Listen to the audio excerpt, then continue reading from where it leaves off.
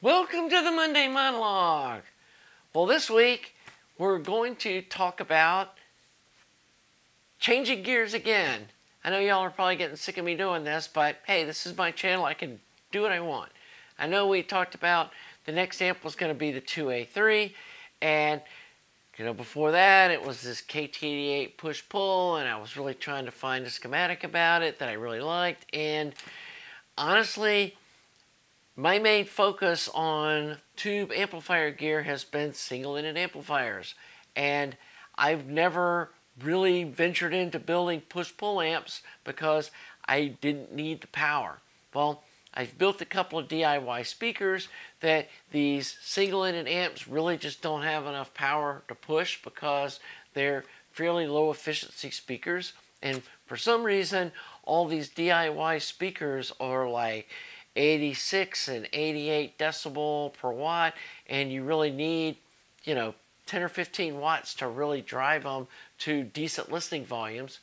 And so I had in the works thinking about doing a Dyna ST35 clone, and had bought transformers and stuff to build them as a pair of monoblocks. And it's a kind of, to me, a complicated circuit, and not sure I like the idea of how all the cathodes are tied together. And then even with Dave has this enhanced feedback board kind of circuit that helps eliminate that. I hate putting electronics in my tube amps.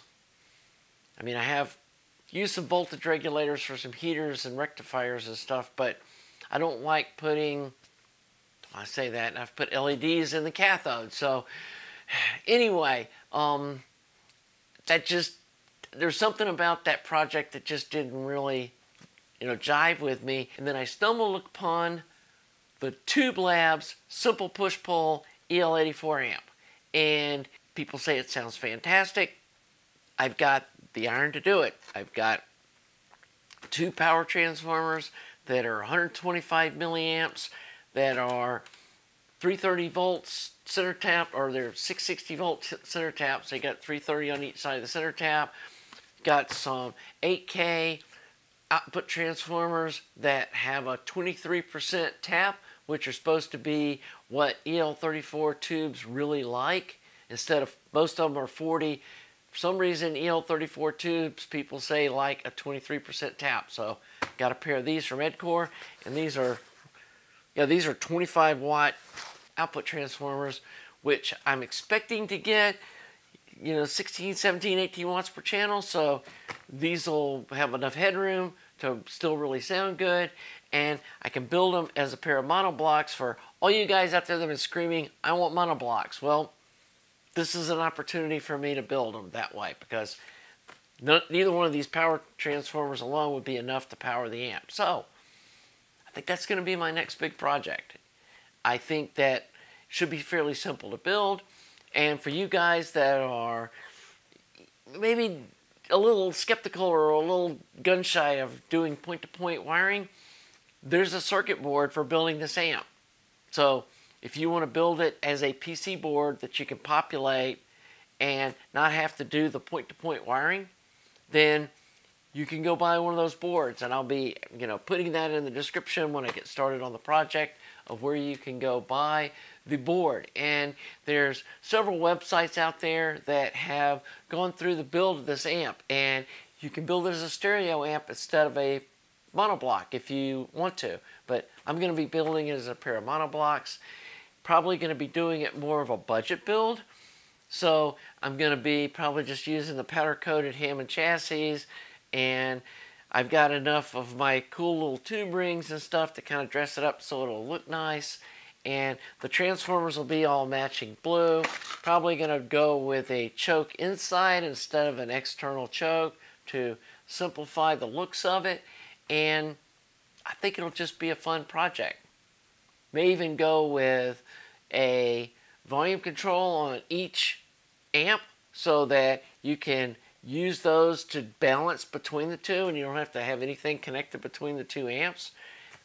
Again, I'm not a big fan of running preamps if the amp has enough input sensitivity to not need one. But if you want to, you could leave off the volume controls and drive it off your preamp. So I think that'll be something fun, new, different, and it'll give me a chance to explore a push-pull amp in detail like this. I mean, I've worked on them, but I've never built one from scratch. The other thing that I can do at the end of it is possibly experiment with doing some things like changing it to fixed bias, or making some other modifications and playing with it's got global feedback, something I've never really worked on before in any kind of detail, so we can explore, like looking at what these output transformers look like, how much feedback we can run through them, how clean can we get the signal, and having to tune that feedback circuit. So that's something we can learn together, because I've told y'all before, I'm not an electrical engineer. I'm not claiming to be some tube guru, but I do feel like I have got a grasp on how this stuff works, kind of at a basic level. And if I didn't, I wouldn't have been able to design that 2747 SE amp and have it work just right out of the box with my calculated values. So I feel like I'm getting a handle on this stuff, and I think that a push-pull amp would be a good next project to do. I did see something funny I was going to share with you guys. One of my friends on Audio Karma's got a quote that goes something like, "Nothing sounds better than the rubber electrical cord off of a toaster." And of course it was meant as a joke. But I did a Google search on that phrase, and some audio cable forum started discussing that quote like the dude was serious, and said something like, well, I can see how the rubber insulation would store some of the energy field surrounding the stranded wires and impart a softness and a gentleness to the timbre of the music. And I'm just going, oh my God, guys, it was a freaking joke. Anyway, you guys know how I feel about cables. And, I use Home Depot low voltage lighting zip cord for my speaker cables. See, it's fine stranded, solid copper wire, low resistance. Resistance does matter. And you don't want high capacitance cables either, but you'll never convince me that the material that the insulation's made out of, or that it needs some Faraday shielding, battery-powered something over the cables, and that these $25,000 speaker cables are anything but a joke. So anyway, I just thought that was kind of a funny tidbit. I got a good chuckle out of it, that somebody actually thought that quote was serious. And wow, like they say, there's one born every minute. So anyway, hope y'all are going to like this project. And I know I keep shifting gears, and I think maybe this is part of the reason that this channel kind of stalled and I kind of got burnt out, was I had so many projects and none of them was really exciting me. And I felt like it was getting kind of repetitious, that I was just doing single-ended amp after single-ended amp. And I really felt that biting off a high-powered KT88 push-pull was beyond what I was ready to do right now. I mean, I could sure copy somebody else's design, piece by piece, and build something that would work. But I don't think that's why y'all watch this channel. And so I think this EL84 simple push-pull amp is going to be something that we'll all enjoy, and hopefully we can all learn something, because at the end of the day, what excites me about this hobby is that I'm constantly learning new stuff. And I think if I ever got to the point where I felt like I knew everything, I would go do something else. And so I hope y'all are all learning stuff too. And I hope you're enjoying this content in my channel. If you are, please subscribe. I've also got a merch store where you can get one of these cool Skunky Design shirts.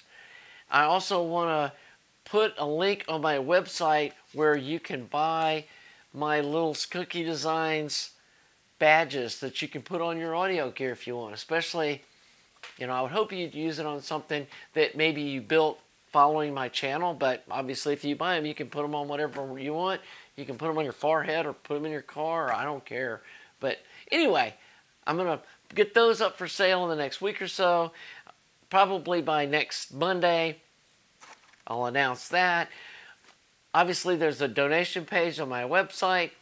I'd appreciate anything that you might be able to contribute to help me keep these projects going. I do think that probably going to be selling some gear over the summer. Probably going to sell one of my 6SQ7 amps. Planning on building a phono stage, just like I've done on my video about that, and see how those sell. Probably going to be priced higher than, you know, you folks that are used to buying this China-based gear, and not sure if it'll even sell, but we'll see. It's worth trying. So anyway, I think that's all I've got for this week. Again, if you enjoy my channel, please subscribe. Oh, and on that, I hit 4,000 subs. When I started this channel, I had no idea that it would ever become as popular as it is. And I know some of you folks think, you know, I can't believe you don't have more subs. It's like, I'm just happy that that many people have enjoyed my content enough to subscribe.